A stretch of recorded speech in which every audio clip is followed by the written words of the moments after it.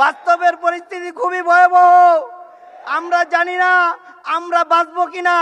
এই 5ই আগস্ট এমন একটা দিন, এই 5ই আগস্টে আমার একটি গুলি আমার পেট দিয়ে ঢুকে আমার নাড়ি বুড়ি ফুটা হয়ে আমার কলিজার ভিতরে আটকে থাকে।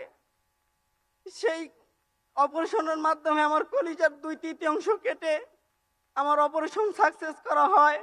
মহান রব্বুল আলামিনের দরবার আমি লাখো কোটি শুকর ও সুজুদ যে মহান রব্বুল আলামিন আজকে আমাকে এই বিগত 24 সালের পরে 2026-এ এসে আপনাদের সামনে দাঁড়িয়ে আমার মনের দু একটি কথা বলার সুযোগ করে দিয়েছেন। এই মহান রব্বুল আলামিনের দরবারে আমি আরেকবার শুকর আদায় করে বলি আলহামদুলিল্লাহ। আমার যতগুলো আহত শহীদ ও জুলাই যোদ্ধা আহত ভাইরা আছেন যারা পঙ্গুত্ব বরণ করেছেন, তাদের দিকে আপনারা একটু সুদৃষ্টিতে তাকাবেন। 5ই আগস্ট একটি গুলি আমার জীবনকে বদলে দিয়েছে। সেই গুলির আঘাতে আমার কলিজার প্রায় 2/3 কেটে ফেলতে হয়। আমার পেটে 30টির অধিক সেলাই রয়েছে। আজও প্রতিটি দিন আমাকে সেই ক্ষতের যন্ত্রণা নিয়ে বাঁচতে হয়। কিন্তু এই কষ্টের চেয়েও আমার বড় বিশ্বাস, আমাদের আত্মত্যাগ কখনো বিস্তৃত যাবে না, আমাদের আত্মত্যাগ কখনো বৃথা যাবে না। আজ আমার সংসারের কয়েকটি কথা বলি। আমার উপরে আমার পুরো ফ্যামিলিটা ডিপেন্ডেড। আমার বাবা একজন ব্রেন স্ট্রোকের রোগী। আমার একটি ডিভোর্সি বোন ও তার একটি সন্তান রয়েছে 9 বছরের।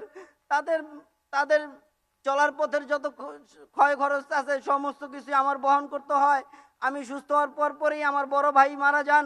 তার একটি সন্তানের দায়িত্ব আমার কাঁধে পড়ে গেছে। আমি এই জীবিকার তাগিদে আমি একটি রিক্সা চালিয়ে জীবনযাপন করতেছি।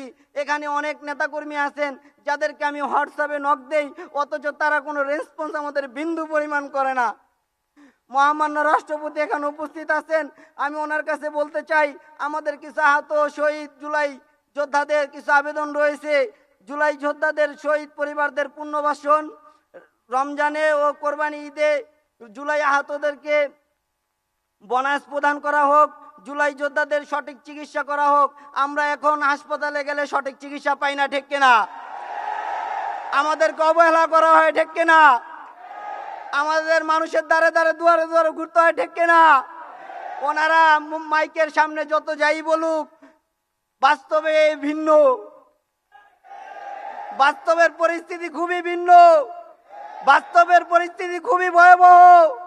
আমরা জানি না আমরা বাঁচবো কিনা।